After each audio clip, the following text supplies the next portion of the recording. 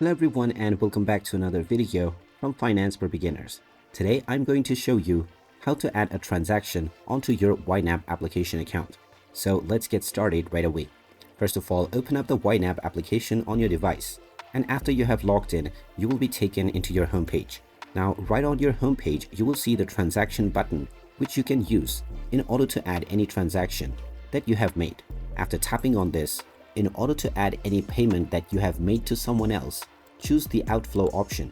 And if you have received any transaction as your income, then you will need to choose the inflow option.